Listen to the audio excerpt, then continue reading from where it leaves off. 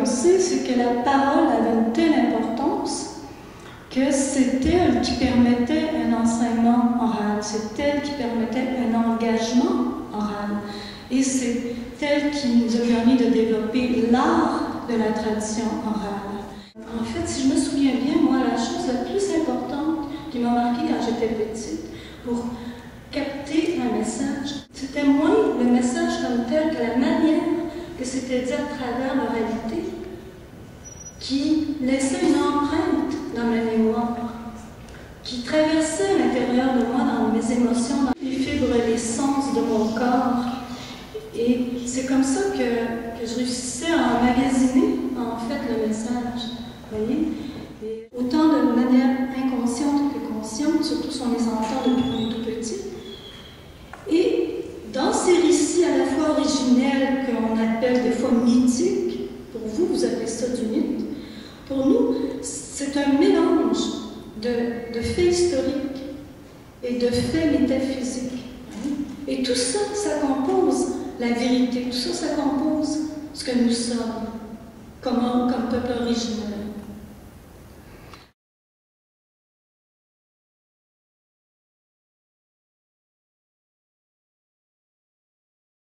Ce qui est un conte moderne, traditionnel. Je sais que les gens de la langue disent c'est impossible.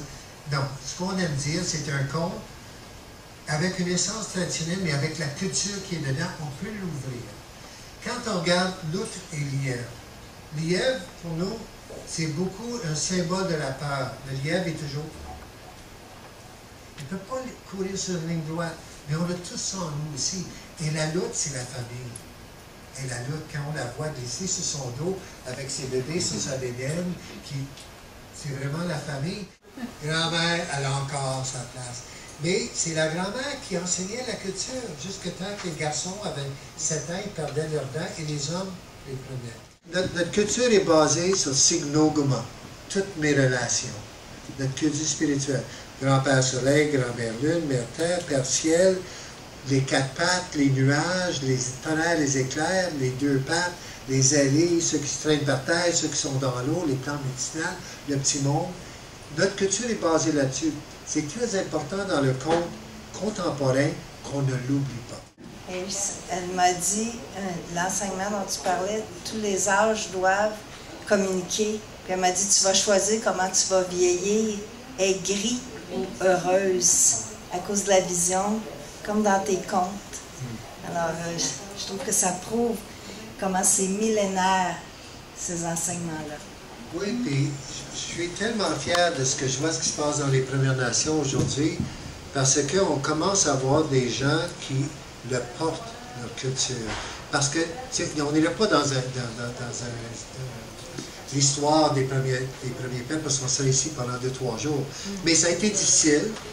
Il y a eu un moment de réadaptation, et là, on est en train de tomber dans un monde de gens qui sont fiers, qui le portent ouvertement, qui sont prêts à affronter la civilisation avec une fierté. Puis je pense que c'est très important.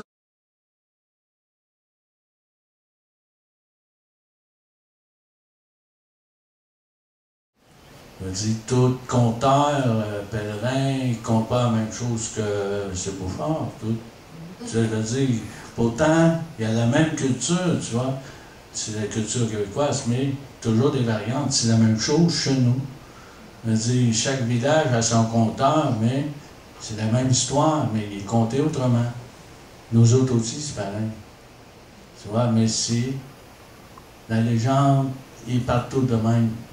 En haut du Canada, on va dire, dans le parallèle, là, on va dire, les cris de l'Ontario le connaissent, là, je l'ai rencontré, ils connaissent. Ça m'aide à mieux comprendre les différentes communautés autochtones, puis j'aime beaucoup, dès qu'il y a des choses au niveau autochtone, j'essaie de participer pour toujours mieux comprendre. Il y a un aîné qui me disait, il dit, oublie pas Anne-Marie, il dit, nous autres, on a préservé notre langue. Parce qu'on l'a parlé tout le temps. Et puis l'enfant, il dit, quand j'étais enceinte, déjà, il attendait les sons.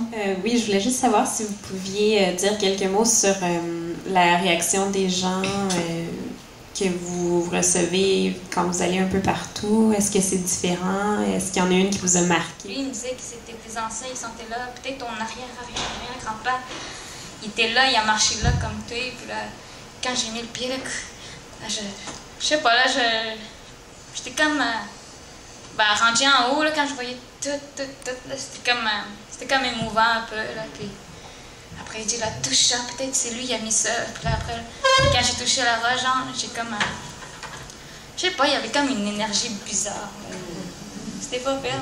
Après 2-3 représentations, j'ai compris que c'était pas pour rien qu'on faisait ça, puis on devait pas perdre notre langue.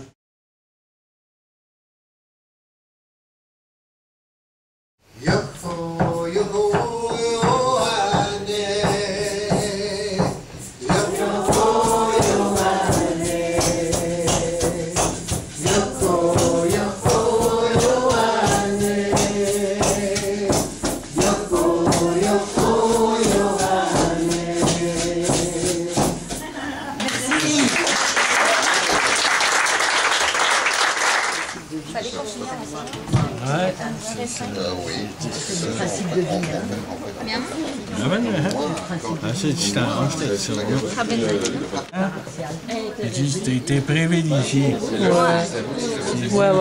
Touche à la pierre. Oui, la pierre est vivante.